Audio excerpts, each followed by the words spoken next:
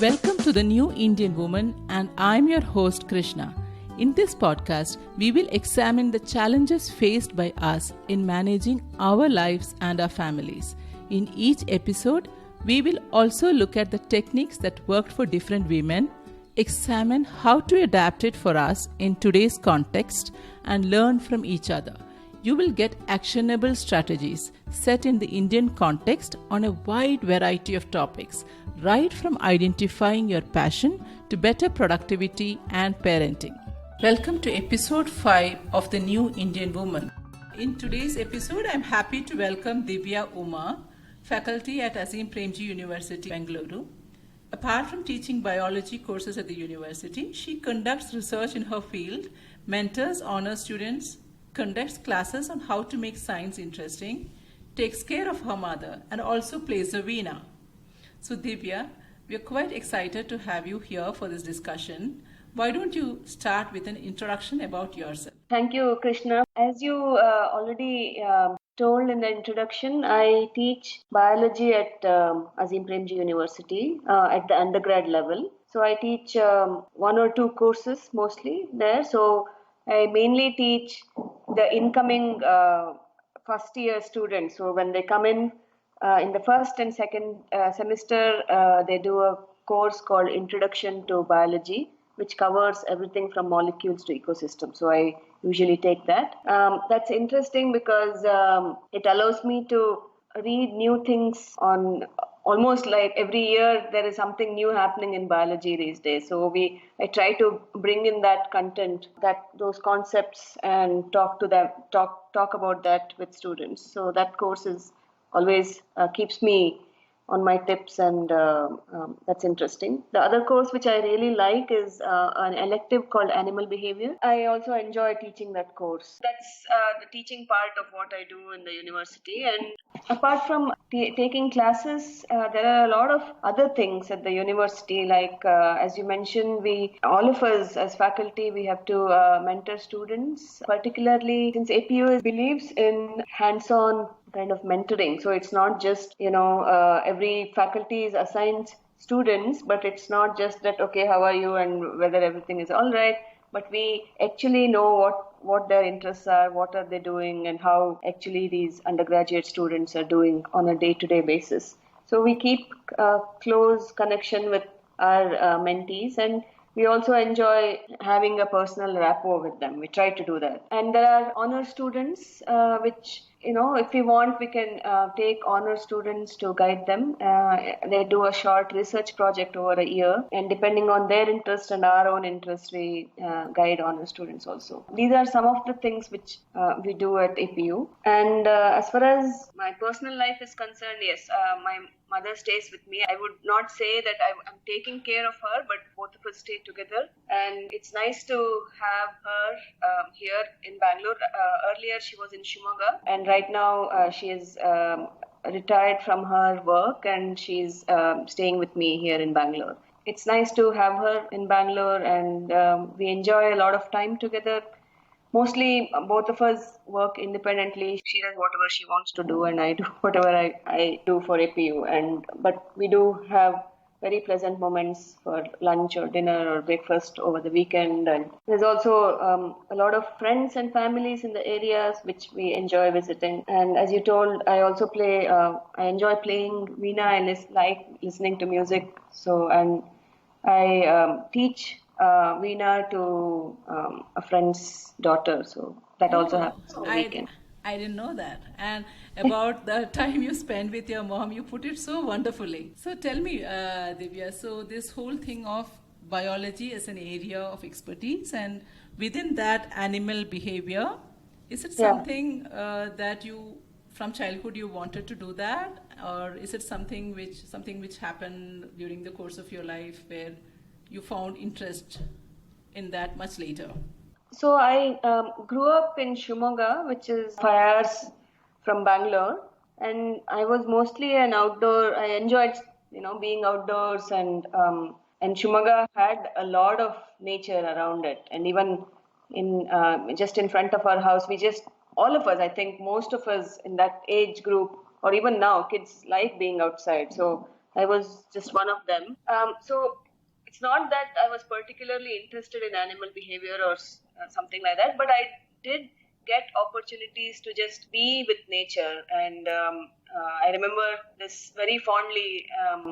There were this bird which used to nest in the garden in front of us, and every year it used to have this little nest with three deep red eggs, and I used to watch it, eggs hatch and all these little babies coming out. I used to just enjoy watching those kinds of things and just being outside. But I mean, I didn't have any exposure that, okay, this can be taken up as a subject.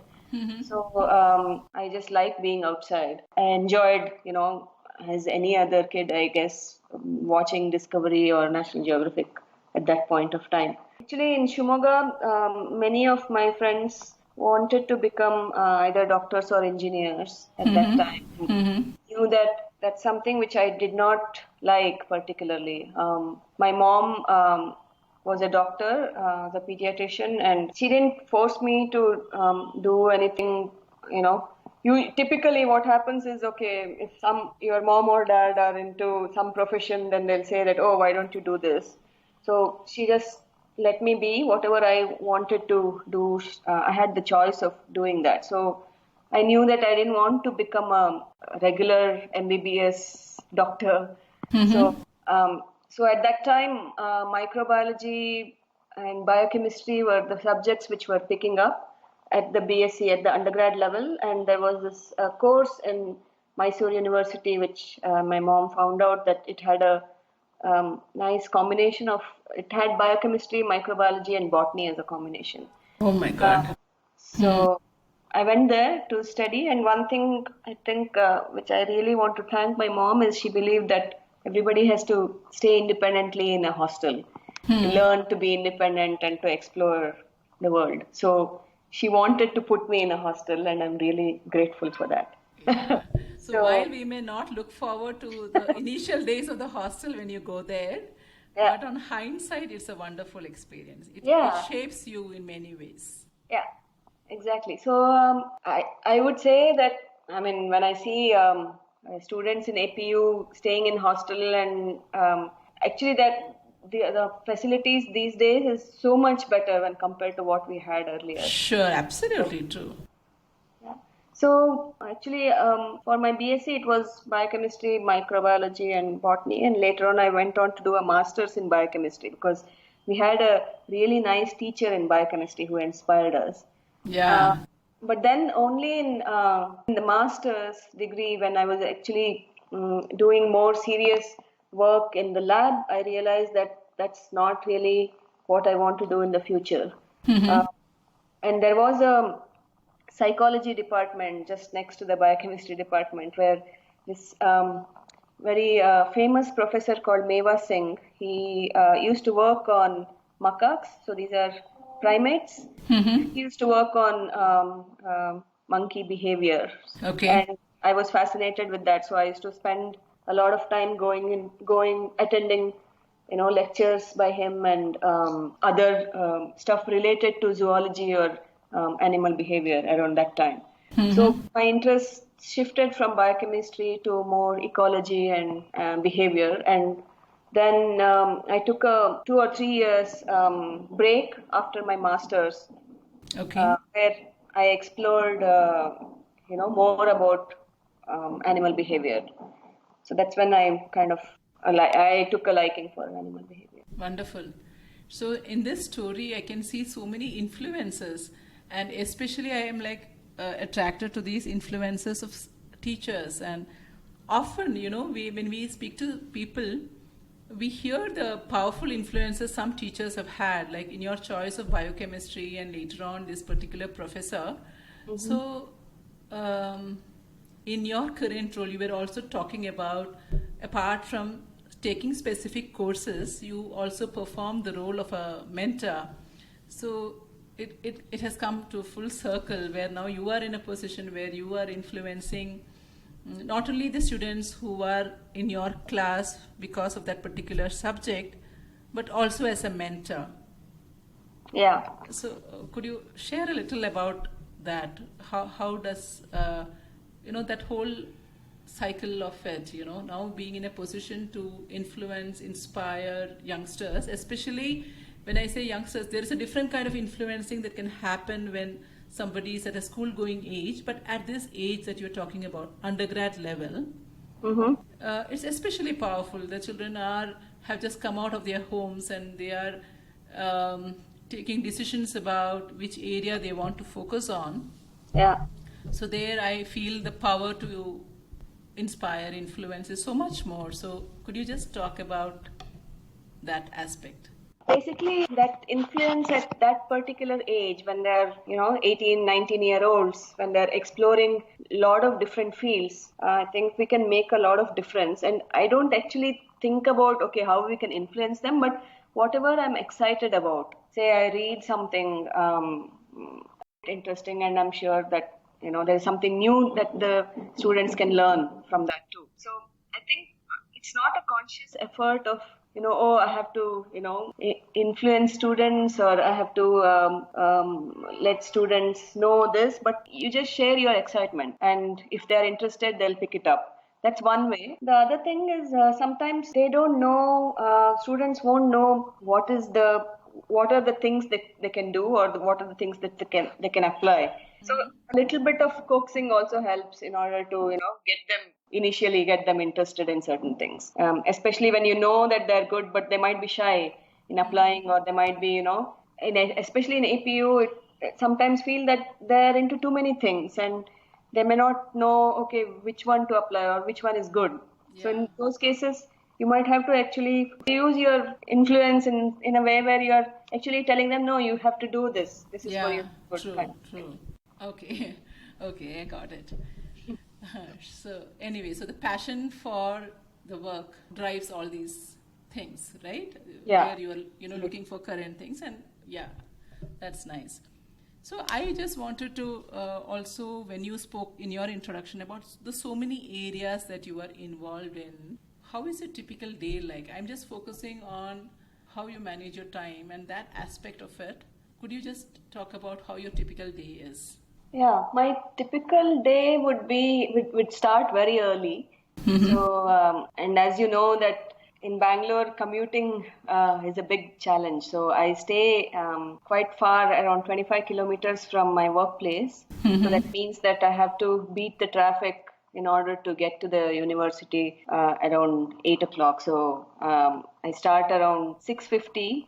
It's not 7 o'clock, but 6:50. I know it makes a huge difference. Yeah, 10 minutes make a lot of difference. So we carpool, and luckily we don't. I don't have to go in every day, because on the days which I don't teach, usually I don't end up going, and I work from home. That is just to save some commuting time. But yeah, day starts early. So sometimes starts at 5 o'clock, where I get up and do a little bit of reading if there is time, or basically get ready for the day. And the typical day is, it really depends on what I'm doing at APU. So if there are classes, then few hours goes in class. And if there are no classes, then many hours goes in class preparation. So though I have taught a class or a course earlier, every year the course is somewhat new, because you are constantly looking at how to make a subject interesting. It's not just delivery of a content, but how do you make it interesting? And so I know that, say, for example, certain topics are boring for me also. So if it's boring for me, I'm sure that it will be boring for students. So I'll have to make extra effort to find material online. These days, there's so much interesting stuff online. So the challenge is not talking about a subject, but talking about how to make it interesting. I think that's what we try to do in APU, where there are a lot of information online, and you'll have to search to get the right interesting article, which is not too difficult, but at the same time it's easy and enjoyable, so that students can read that and get the point. So, or designing some new lab, or designing a course curriculum document, or collaborating with other faculty or other scientists elsewhere, both in APU or elsewhere in other institutions. So all these things happen behind the scenes. So class, just taking a class is just, I think it's a minor thing, which all of us do. But there are a lot of other things which, if you consider research, then it starting from writing a grant proposal to hiring a research assistant to help you with doing, in assisting you in doing the research work, writing manuscripts, analyzing data, collaborating with other people. So these are the things which actually I have come to like as part of this job, because while I was doing PhD or postdoc, it was mostly research and focusing mostly on that. Okay. Whereas as a faculty, there are many dimensions, many levels, and many aspects of biology, or about biology you kind of involve yourself. So you're constantly multitasking, which you have to learn on the job, because as students, nobody tells us to, as a PhD student, you're not multitasking as much as you do as a faculty. So that's something which all of us have learned on the job, and we can't say we are good at it, but we are learning. So at any one day we are doing all these things, and then come back around on days which, when I come back home, I'll come back around 6 o'clock. And I think exercise is extremely important to keep me going. So I do go to yoga on some days, and otherwise try to jog a bit. And then then it's dinner time, and so that's how typical day goes. But I would say that on the days which I don't go to university, all the reading and writing happens on those days.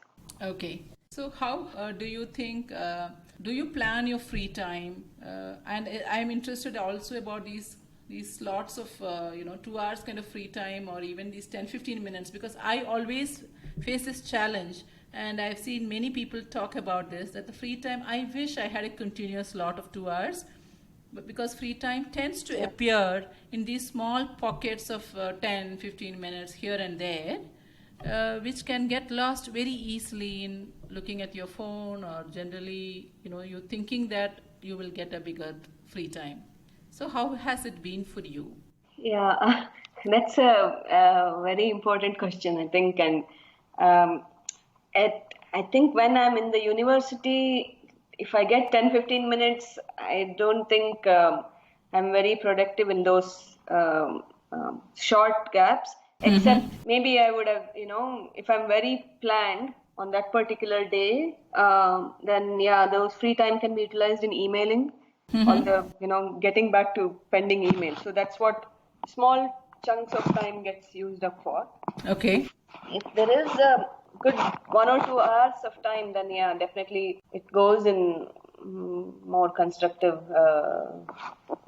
either class prep or doing something.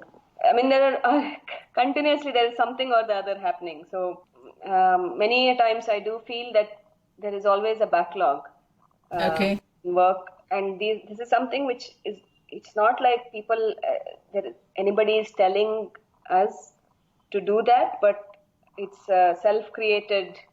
You're always into different things, and then there is not enough time to kind of finish everything. But that happens for all of us. So, which means if you were to imagine the day of clearing the backlog and then experiencing free time is not going to happen. It's like a kid at the beach waiting for the waves to stop to then go home. It will never happen. So I'm talking about the free time, what you would like to do. It's not that I'm working all the time. I like to play veena and even just attend music concerts. That happens occasionally. And I also like to paint. So when I'm in the mood, sometimes I paint. And meeting friends, calling friends for dinner, all those things. So weekends are at least one of the weekends goes in these kinds of activities. Oh, wonderful. It doesn't happen much during the weekdays, but Yeah. Rangashankara, for example, is nearby. It's a theater Yeah. place, and I do enjoy attending going for some place, or going to a bookstore. So all these. So how does that happen? It happens like it's like you plan for it. I know if it is an event, for example, then it has to be planned. But I'm talking about generally. You plan, this is what I want to do this weekend, or is it something more spontaneous? I'll tell you where I'm coming from. Yeah. Because in this area of productivity or managing time kind of focus, there are two schools of thought, you know.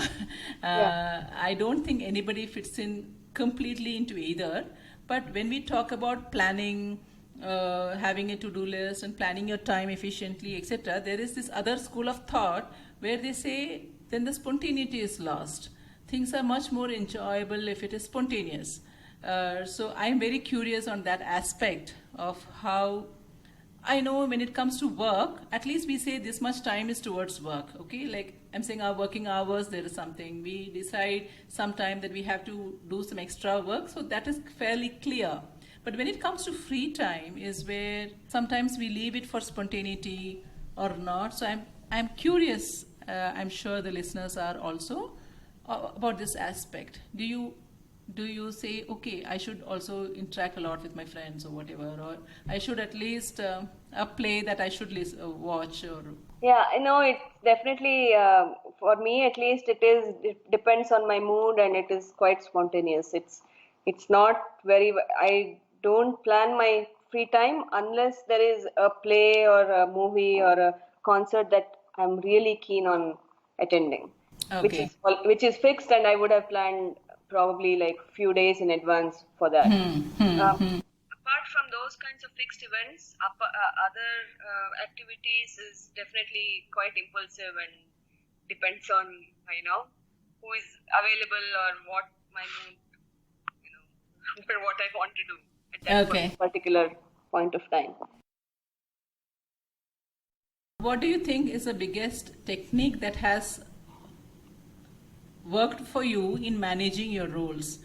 Like you were talking about multitasking, and I completely agree that it's not something where you can master it. You keep learning at it. But my question is, what do you think is the biggest technique that you use? Maybe a mental technique, or how exactly you do something. I'm focusing on again time management, productivity, efficiency, etc. Where what has worked for you?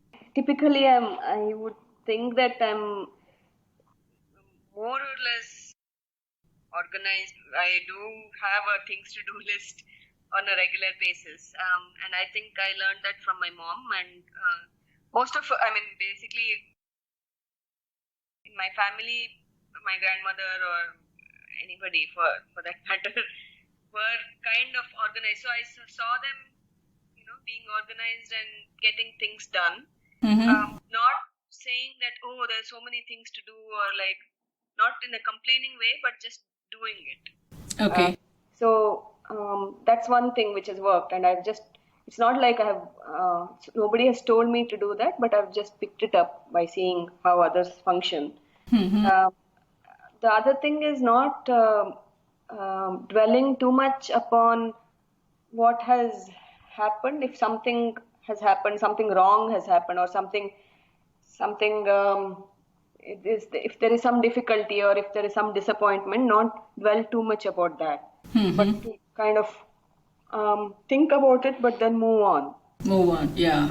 So that I think has also helped me to kind of and treat every day as a new day, and not think that, oh, okay, this has happened to me, or like not brood on things, or not get stuck upon things which are difficult or which are problematic. So I think that those kinds of techniques um, in general has helped to be organized or to manage time.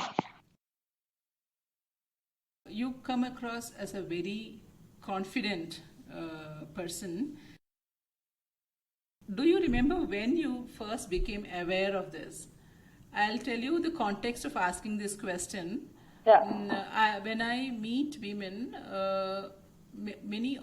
most often I meet women who, regardless of their age, okay, or what they have achieved, sometimes, the confidence levels is where I see a big thing of, somebody, I wish they took more help in terms of improving their confidence. Because just with a boost in confidence, I feel many more people can do so much more. So I feel very happy when I see somebody very confident, and I'm very curious to figure out when did they become aware of their confidence. So for some people it may be when they are independent in terms of financially being independent, or sometimes it is because when you have a job, or when you are in the career that you always wanted to be in, there are those moments when you feel confident. So when we look back, sometimes people see themselves in their very young age as a very not confident child. Yeah.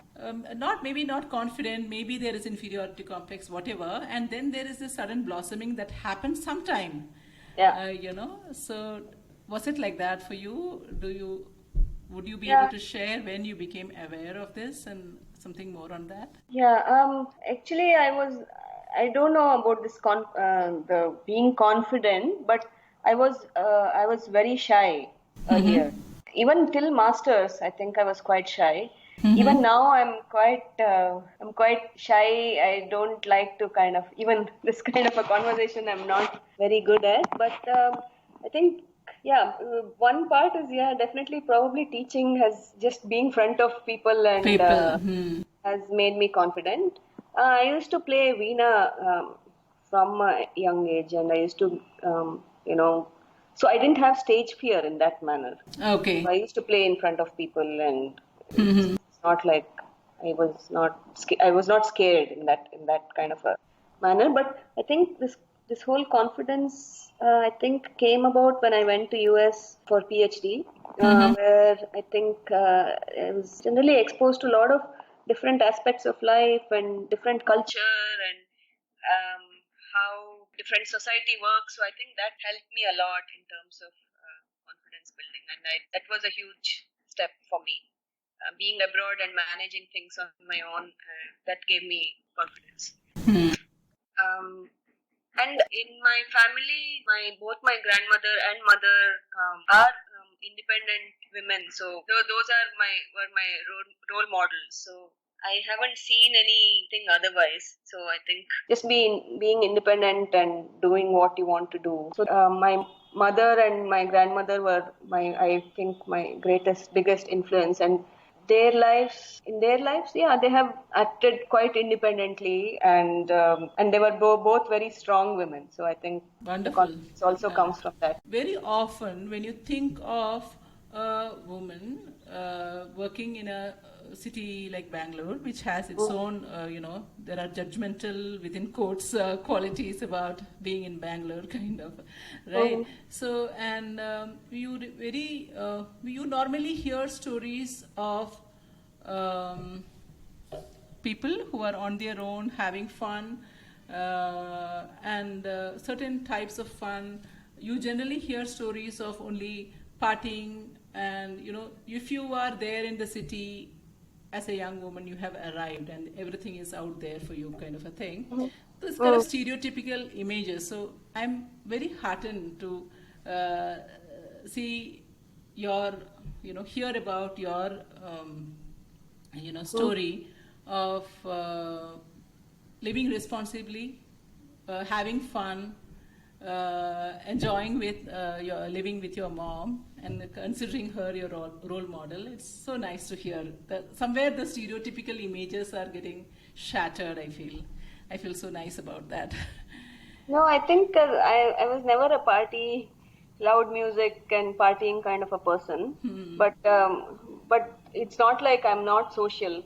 Yeah, so there are these I notions generally Yeah, of yeah. somebody, if you say somewhere to someone that you are in Bangalore and you are young, you are working, you are independent. These are the notions which forms. So somewhere, not that any of that is wrong, but somewhere it is about not being responsible.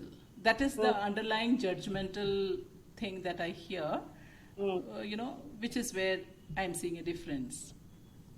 I wanted to ask you another thing, maybe slightly related. Do you agree that I'm trying to fit myself into your generation types, though I know you are quite younger than me. Do we enjoy much more freedom today as women? I am talking about this in the context of our mothers, grandmothers, kind of, as compared to them. And what does freedom mean to you? Like, what is your idea of women using their freedom responsibly? What are your thoughts about it? Yeah, I do think that there is, there is a lot more freedom in our present generation than earlier. Especially, definitely there is freedom to express what we feel like or what we think. At the same time, there are also restrictions because, especially, if you're living independently, if you're alone, there is, with the freedom comes some kind of responsibility. I mean, that is, you see everywhere, even if you're, say for example, in the university hostel, there is a lot of freedom for them to do whatever they want to do, but at the same time, it comes with being responsible, even at that, when they're teenagers, when they're 20 something, with that freedom, it comes with responsibility. So that applies to all age groups, not just our age group or younger age group. It applies to everybody. So there is definitely freedom, but there's also, I can practically pretty much do whatever I want to do at this stage of my life. I can definitely go to a pub and party, or I can sit at home and listen to music and cook with my mom, or I can go to a music concert. And the way I want to behave and I want to execute that freedom comes with some bit of responsibility. So as long as I think people are aware of that, I think it is good. But it's a different age group, one learns to handle that kind of a responsibility. Okay. I think at my age group, I know that the responsibility I have, whereas maybe at a younger age, it's slightly more difficult to get that freedom and be responsible. Okay. Another thing is, before winding up, right? So I request my guests to share something in your own mother tongue. Or mother tongue or the regional language you are comfortable in, because sometimes people are not comfortable in their mother tongue. So whichever, some regional language, maybe inspirational, maybe just a message, maybe something from your favorite book or character or whatever it is. Okay. Because this podcast is for Indian audience, and we are sure that there are many people, while English has become our mode of communication across many of our languages, but listeners of that particular language would love to hear. Okay, sure. I can. So my mother tongue is Kannada, and I can talk in Kannada. I don't know what. Anything as a message, any line, whatever, something that comes up. Sure. It's little difficult to switch to Kannada immediately because actually I studied in Kannada medium. Okay. Till high school, and I'm glad I did that because I can read a lot of Kannada books now. That's a wonderful thing that you shared, because many people I've seen have this complex that they, I haven't studied in English medium, and hence I have an accent, or hence I cannot talk in English, or they are not comfortable. And that becomes a huge complex associated with that. Whereas because I also come from a small town, and after coming to Bangalore is when I noticed that this notion of some superiority associated with knowing English, somehow I felt is not there in Bangalore. So as much as it is there in small towns. So it's like, okay, you need a language to communicate. It is okay if your grammar is wrong, if it is whatever. Yeah. And so that is point one. And point two, having the ability to know any of the regional languages, to be able to read books in that language. True. I mean, it is makes a huge wonderful. difference. Yeah, it is wonderful actually. ಕನ್ನಡದಲ್ಲಿ ಏನ್ ಹೇಳ್ಬೇಕು ಅಂತಂದ್ರೆ ನಮ್ಗೆ ಏನ್ ಅನ್ಸತ್ತೋ ಅದನ್ನ ದೃಢವಾಗಿ ನಂಬದ್ರೆ finally ನಾವು ಅನ್ಕೊಂಡಿರ್ತೀವೋ ಅದಾಗತ್ತೆ. ಸ್ವಲ್ಪ ಟೈಮ್ ತಗೋಬಹುದು, ಬಟ್ ಅದಾಗೋ ತನಕ ಪರ್ಸಿಸ್ಟೆಂಟ್ ಆಗಿ ಅಂದ್ರೆ ಅದನ್ನ ಛಲ ಬಿಡದೆ ಮಾಡಿದ್ರೆ, ಆ ಕೆಲಸ ಮಾಡಿದ್ರೆ ಅದಾಗತ್ತೆ, ಯಾವಾಗಾರು ಒಂದ್ಸತಿ ಆಗತ್ತೆ. ಸೊ ನಾನು ಒಂದ್ಸತಿ ಶಿವಮೊಗ್ಗಕ್ಕೆ ಹೋದಾಗ ಅಲ್ಲಿ ಒಂದು ಹುಡುಗಿರ್ ಕಾಲೇಜಲ್ಲಿ ಮಾತಾಡಿದ್ದೆ. ಅಲ್ಲಿ ಎಷ್ಟು ಜನ ಹುಡುಗಿರ್ಗೆ ಅವ್ರು ಏನ್ ಅನ್ಕೊಂತಾರೋ ಅದ್ ಮಾಡ್ಬೋದಾ ಅನ್ನೋದು ಕಾನ್ಫಿಡೆನ್ಸ್ ಇರ್ಲಿಲ್ಲ. ಅಂದ್ರೆ ಅವ್ರದೇ ಲೈಫು, ಬಟ್ ಬೇರೆಯವ್ರು ಹೇಳ್ದಾಗೆ ಅವ್ರು ಮಾಡ್ಬೇಕು ಅಂತ, ಅಂದ್ರೆ ಅಪ್ಪ ಅಮ್ಮಂದ್ರು ಹೇಳ್ದಾಗೆ ಅಥವಾ ಅವ್ರ ಅಂಕಲ್ ಹೇಳ್ದಾಗೆ ನಾವ್ ಏನ್ ಇಷ್ಟನೋ ಅದ್ ನಾವ್ ಮಾಡ್ಬೋದಾ ಅನ್ನೋ ಅಷ್ಟು ಕಾನ್ಫಿಡೆನ್ಸ್ ಅವ್ರಿಗೆ ಇರ್ಲಿಲ್ಲ. ಯಾಕೆಂತಂದ್ರೆ ಎಕ್ಸ್ಪೋಜರ್ ಇಲ್ಲ. ಅಂಡ್ ಏನೋ ಅಷ್ಟು ಯಾರು ಆತರ ಮನೇಲೂ ಯಾರು ನೋಡ್ದವ್ರು ಇರಲ್ಲ ಆತರ, ಅಥವಾ ಬೇರೆ ಹೊರಗಡೆನೂ ಇರಲ್ಲ.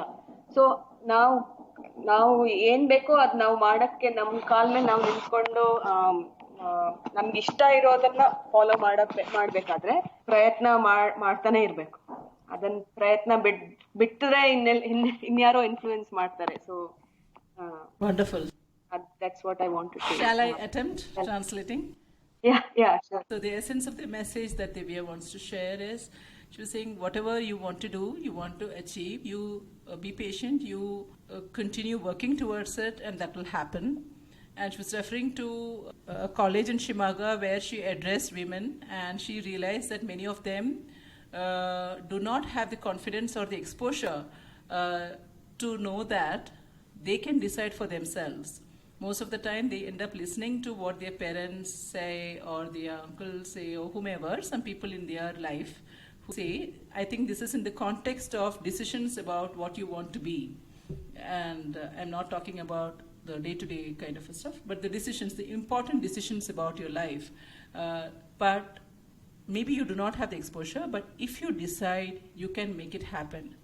And if you don't decide, others will decide for you. Is that right? Yeah, correct, absolutely. Okay. Put it in a much better way than. Okay. So thank you so much, Divya. Thank you. This has been The New Indian Woman with your host, Krishna. Thanks for listening. I hope you enjoyed this episode and will tell your friends about this podcast. In case you haven't already, please subscribe to this show by clicking on the subscribe button. This means you will get my new episodes automatically and you will be able to listen to them every time I publish the next episode. Do visit my website, thenewindianwoman.com, for related blogs on this topic. Of course, I would love to hear from you. You could rate or leave a comment in your podcast app or write to me at krishna@thenewindianwoman.com.